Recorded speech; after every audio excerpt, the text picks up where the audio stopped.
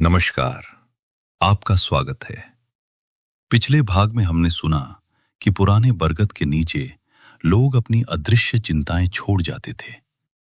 बरगद उन चिंताओं को चिंता कंकड़ कहता था और एक रात निवि ने गलती से उन कंकड़ों को चमकते बीजों में बदल दिया। उसे लगा था कि उसने बरगद को बचा लिया है, लेकिन मिट्टी का हल्का पड़ जाना आने वाली मुश्किलों की पहली चेतावनी था। अब कहानी आगे बढ़ती है अगले अध्याय में। अध्याय 2, बीजों की दुकान खुलती है। अगली सुबह तक निवि के पास एक नई योजना तैयार थी। वो पूरी रात ठीक से सो नहीं पाई थी। उसके दिमाग में बार बार वही चमकते हुए बीज घूम रहे थे। उसने सोचा, अगर ये बीज बरगद का बोझ हल्का कर सकते हैं तो शायद ये लोगों के भी काम आ सकते हैं।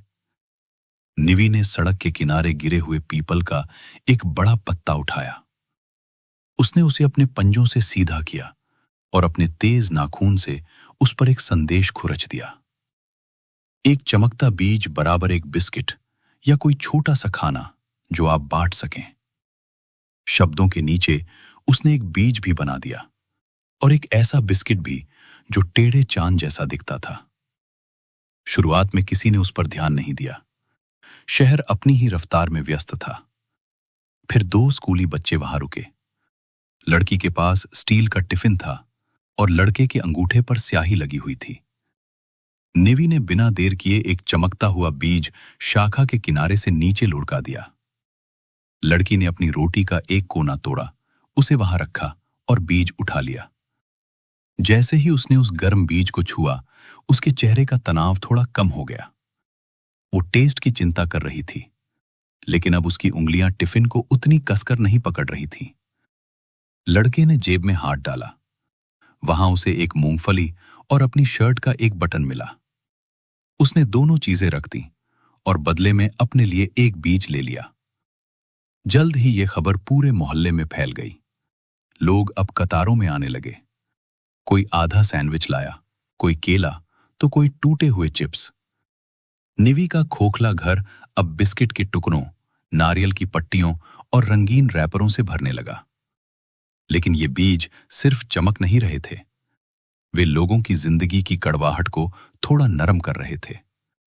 एक मां ने बीज को रसोई की खिड़की के पास रखा और जब घर के छोटे छोटे काम एक साथ बढ़ने लगे तो वो पहले की तरह झुंझलाई नहीं।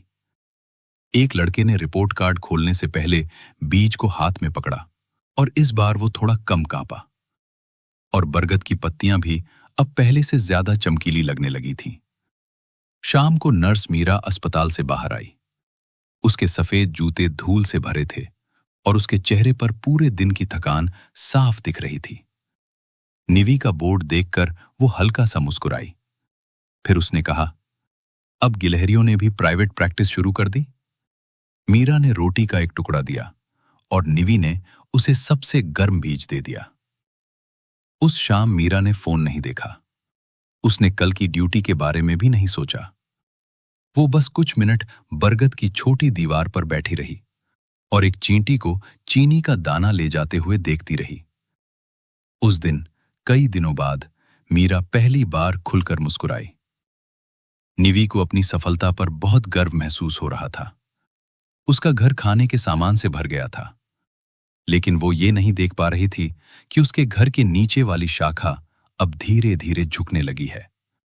नीचे जमीन पर चाय वाले अंकल ने महसूस किया कि उनके पैर मिट्टी में धंस रहे हैं।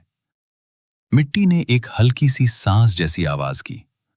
धूल में एक बहुत पतली दरार खुल गई थी, इतनी छोटी कि उसमें सिर्फ एक चींटी जा सके, लेकिन इतनी बड़ी कि बरगद उसे महसूस कर सके। लोग हल्के हो रहे थे, लेकिन जमीन अपना आधार खोने लगी थी।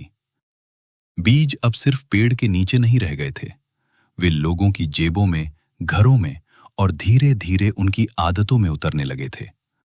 और उन्हीं बीजों में से एक धीरे धीरे मीरा की थकान और उसके सच के बीच एक अजीब सी दूरी बनाने लगा।